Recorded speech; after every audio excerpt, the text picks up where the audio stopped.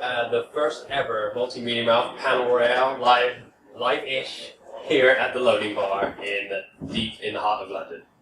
I'm here today with four amazing panelists. We have, first off, we have Mitu, Khandaker. She almost single-handedly developed the game Red Shirt, which came out last month. Yep. Yep.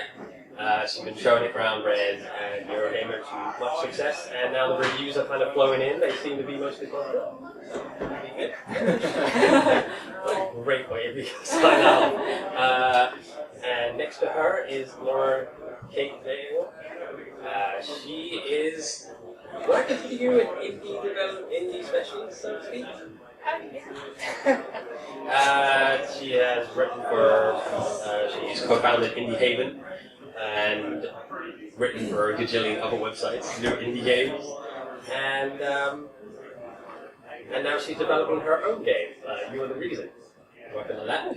And next to her is Guy Cocker, who has written for every major publication in the UK, and including been the games correspondent for Sky News, for BBC, like I said, every other publication. And next to him is Sophia George, who is the first ever V&A game developer in residence, and she's also if I try to list everything she's done this year, she's a Women of the Future nominee, she's a former BAFTA winner, she's a top 30 of 30 for this year, and she's making me bitterly jealous.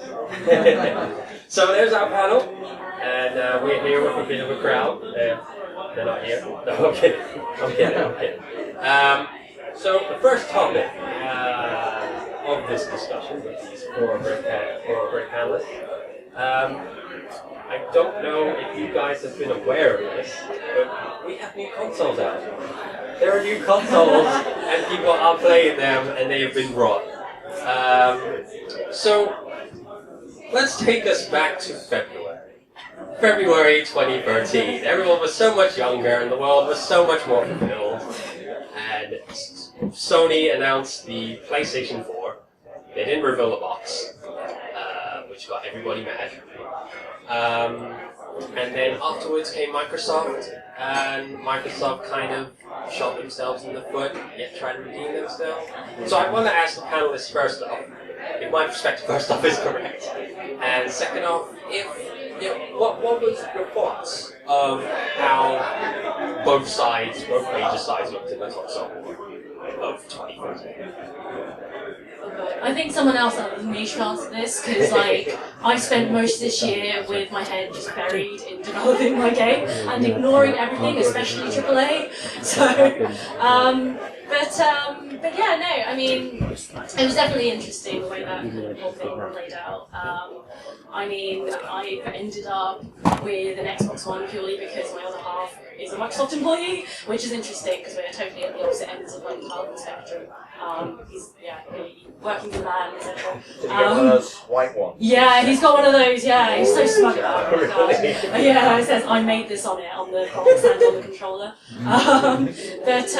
But yeah, you know, I probably will get a PS4 eventually.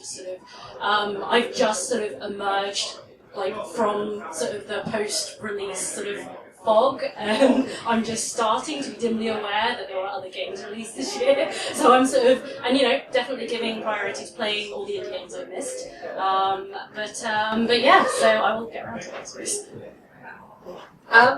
The PS4 and Xbox One got announced. Lots of people apparently want to buy those, which is, you know, good for the games industry. I feel very bad for the Wii U, which apparently nobody wants to buy. But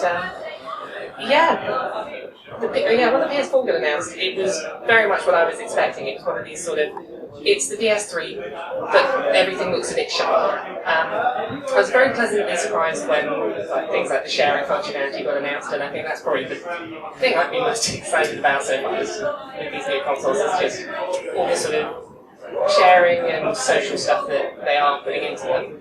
I don't understand why everyone was so upset that Sony didn't show the PS4 box, because it's a box. It's going to sit under your desk and you're never going to look at it. I don't know why everyone was quite so shocked about that. It's just sort of, it's going to be a thing on your desk. It will play those shiny things we're showing you on the TV, so that's fine. But yeah, I think there was some really weird stuff around those consoles getting announced. Just particularly, and Microsoft waiting as long as they did to announce the Xbox One without having any kind of big trump card up their sleeve to differentiate it from the PS4. TV, though. That was the big differentiator. Okay. TV, but that's not, like, for the people who were waiting up to watch that as it happened live, I don't think anyone was excited to be like, oh, you can watch your TV through this. Okay. Yeah. I can And watch of my course, TV. that was mostly Americans as well doing that. Yeah, it doesn't work in the UK. It doesn't work in the UK. So. Yeah, it still doesn't work yet, but yeah, and after that, Microsoft shot themselves in the foot several dozen times because they kept doing things that customers didn't like, and then Sony swept in and were like, hey, you know that thing you dislike? We're going to do the opposite. Love us, we're amazing. So I think that pretty much sums up between announcement and release was just Microsoft try and do something, they spin it really badly, Sony just takes the entire opposite message and wins the public mind share, even though they're both something about the same at the moment. So, yeah. I think that the narrative around the consoles and what's happened this year is pretty well known. I'm sure you guys know what's happened. I think if I can, in my role and what I do, the thing that I noticed most this year was Microsoft and Sony very different in their camps. You know, I go to Gamescom, I go to E3, and I interview both parties. And you would speak to the execs of Sony, and they really seemed to have their shit together, basically. They seemed like they knew what they were doing, they were confident, they would happily bring you into after their presentation, and you would talk to you honestly and answer most of your questions. Whereas with Microsoft, it was very much like you would go and talk to their executives, and they'd want to have all of your questions beforehand, and then they'd turn up and literally read from a script. And I fed this back to them, and I said, it's an interview, and it's not great when you come across this when it's like a robot, it's like talking to a robot in a lot of ways. And I think there was a lot of, they were just nervous, they were just nervous of the lack of leadership from the US side. The execs in the UK just didn't want to say the wrong thing and get dragged over the coals about it. And I think it lasted all the way up to I had this massive come down from when the consoles were finally launched. It's like, right, what's now? But when they launched a few weeks ago, I was at the launch event for both of them, and I was tweeting about them having KSI on stage, and that turned into a big thing. Lots of people were commenting on it, and the Microsoft guys would they would get in touch with me and say, we'd appreciate it if you didn't tweet about the KSI being on stage. And I'm like, geez, that's a guy that has actively gone out there and motorboated women at events and is incredibly disrespectful to the opposite sex in general. And there was just this incredible feeling of nervousness around the whole thing.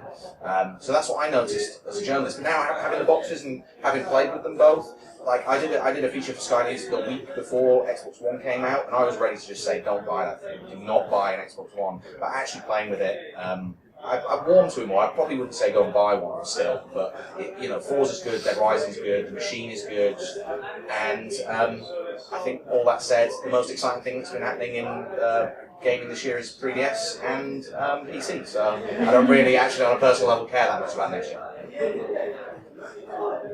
I find it quite interesting what you said about going to E3 and Sony were kind of very confident, Microsoft were a bit shaky. And I think it's kind of good that Sony had a really strong launch and they really seemed to know what they were doing because with PlayStation 3, they seemed the ones that were quite nervous and they seemed almost quite arrogant and they thought we're going to bring out this expensive console and people will buy it because we're Sony.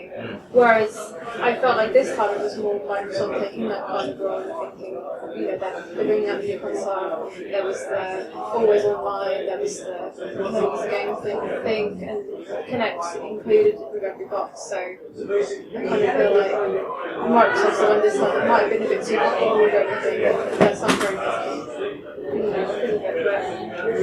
I think they've both had quite strong launches. Personally, although I played both the consoles and they're both very nice, I'm probably going to wait a year or two before I pick them up because that's just my games I know I'm not interested in. But I always want all of the consoles to do well. I've got the Wii U and I've got the 3DS and the Vita. I always get them all because they'll all bring their own interesting games and stuff. So I want everything to do well, basically. Yeah, sure. Yeah, I just wanted to add something to what Guy was saying about the confidence difference between the two parties around the release of their consoles. I think, like, my focus is on the indie side of the industry, and like talking to I suppose the spokespeople for each company, like Chris Carler, who I recently interviewed from Microsoft. Recently I interviewed Chris Carler, who is the person in charge of ID at Xbox, which is the self-publishing platform for the Xbox One. Then on the other side is I've interviewed Shahid Kamal, who is basically in that role over at Sony and is one of the people that's like, yeah, let's get all the indie games on Sony's platforms. And there was this huge difference between the way that the two of them presented themselves when it came to getting indies on next-gen consoles, because you've got Shahid, who was absolutely willing to be completely open about the shortcomings of Sony consoles and was like, yeah, we haven't done things perfectly in the past, here's what we're doing to correct that, and was really open and sounded like his answers were genuine and honest and just sort of, yeah, I'm going to sort of say it how it is and we're going to work on getting everything better. But on the other hand, you talk to, say, Chris Carler, and like, we had the interview in the podcast we just put up, his answers, as you said, were very sort of robotic. It was, there are set things he's allowed to say, he's not going to deviate from that script.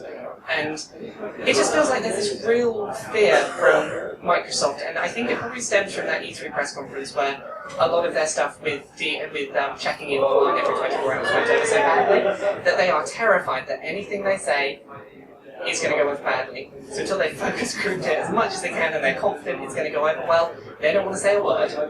And it just means that you've got this really weird difference between the consoles that if there's a problem with something to do with Sony, they will address it straight away. They'll be like, this is what we'll do to solve that. Microsoft won't say a word and they keep trying to be quiet because they hope that, I don't know, do you agree that it feels like they're hoping that things will blow over if they just don't talk about them? Yeah. And I guess the problem with that is that it just means that the problems grow and grow in public perception. Yes. Yeah.